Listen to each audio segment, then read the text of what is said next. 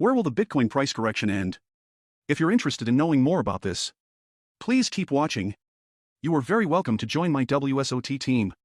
Currently, all you need to do is click all language divisions, and then sort by the number of members.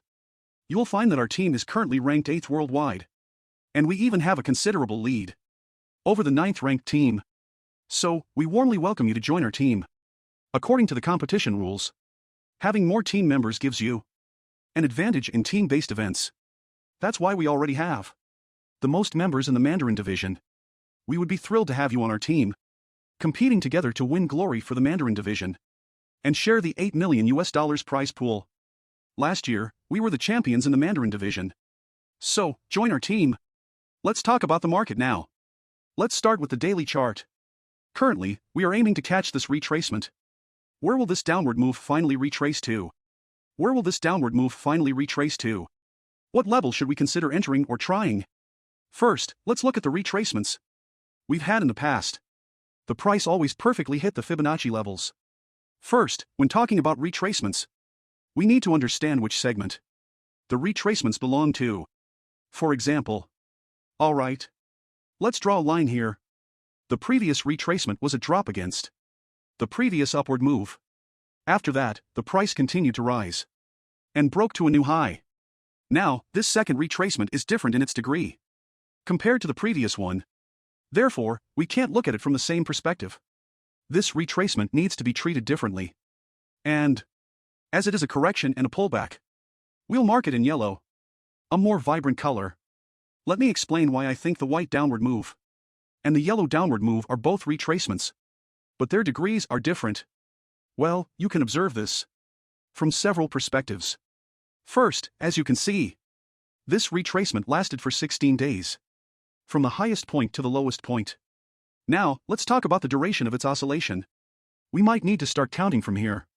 The oscillation lasted approximately 45 to 46 days. It's completely different from the retracement and correction we had later. It's another level.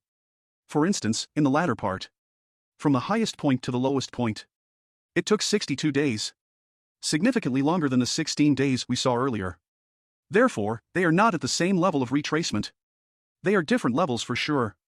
If we consider the entire oscillation, it lasted around 93 days, which is a substantial difference we observed earlier. It's at least more than twice as long. So, what kind of retracement are we experiencing? And how should we classify it? The first retracement, the downward correction, was aimed at the previous upward move. On the other hand, the yellow downward move we observed later is a retracement for the entire upward move. Therefore, when using Fibonacci measurements, we should start from this point and draw. We can notice that the first correction fell between the 0.5 and 0.618 levels, which is a very typical correction. The majority of corrections fall within this range. Of course, in more robust corrections, they often fall around the 0.382 or 0.236 levels. The 0.236 level is rarer and usually occurs only in the early stages of a bullish trend. We classified the yellow retracement differently from the previous one. We should not draw it from this point. Drawing it from here is incorrect, in my opinion. Then, how should we draw it? We should focus on the entire segment that occurred earlier. Therefore, we should start measuring from this point. So, obviously, it's 382. Moreover, as you can see, this recent correction has interestingly aligned with the 0.382 Fibonacci level. It's a very precise alignment. Not mistaken or imprecise at all. No. It's very precise. For this price increase segment, it is actually at the same level as the white segment. Speaking of the white segment, even though it should be like this. Wait a minute. Let's redraw it. It should be like this. It should be like this. Okay. To consider it symmetrical, let's change it to white, too. Why do I think that the current correction can be matched with the previous one we discussed? As the current correction has not ended, measuring from the highest to the lowest point right now is not practical because the price correction is still ongoing. We don't know when it will end or at which price level it will drop. In wave analysis, we focus on the pattern and structure rather than absolute price points. Similarly, we can measure the oscillation range, which lasted approximately 45 to 46 days. As of now, from the start of the oscillation until the present, it has already been around 37 to 38 days. Some might argue that it has broken down. So why did I say it was still in the range of oscillation? It's a downside breakout, after all. It's no longer in the oscillation zone. Well, I don't agree. I don't think it has escaped the oscillation zone.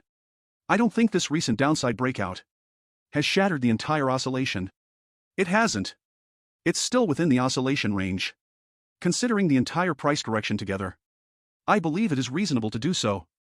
If we continue with this drawing approach, we have only the final upward move remaining, which I believe won't go much higher, because it should align with the same level as the previous upward move, likely around $30,000 or so.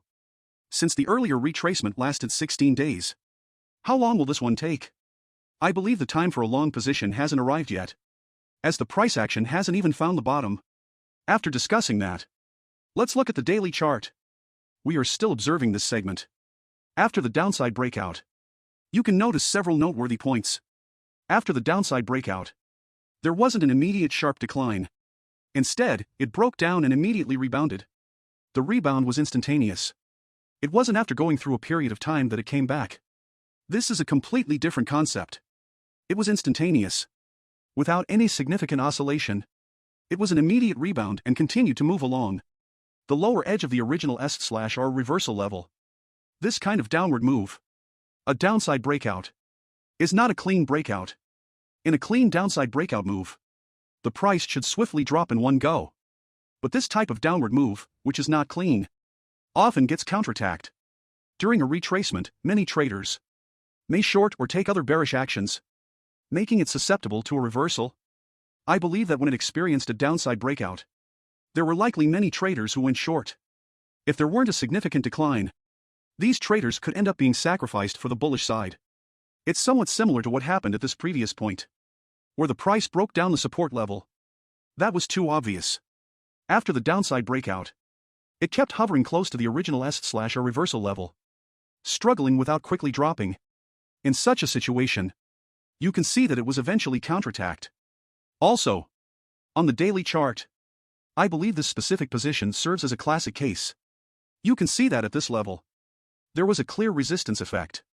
However, after the breakout, there wasn't a significant surge. There wasn't any. Instead, it broke out and retraced to the previous S/R level and handling around it. Soon after that, the bullish momentum got counterattacked. You can observe that it became the starting point for the next downward move. Well, I think this place has a similar pattern, meaning that if one were to short sell at this level, it could end up being a bear trap, shorting at the bottom. So personally, I haven't taken any short positions, and I'm still waiting for an opportunity. Looking at the 4-hour chart, we can see a descending wedge forming at this level.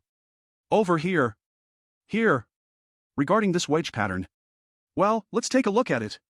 The descending wedge appears to be valid, especially with the upper trend line acting as a point of interest. A potential breakout might present an opportunity. However, at the moment, we can't rule out the possibility of further downside. It would be best to wait for an opportunity of a right-hand side trading signal, which tends to be more reliable and less prone to mistakes. As for the left-hand side, determining stop-loss placement is a significant concern. Currently, if we observe the downward moves, we can see a trend of decreasing downward momentum.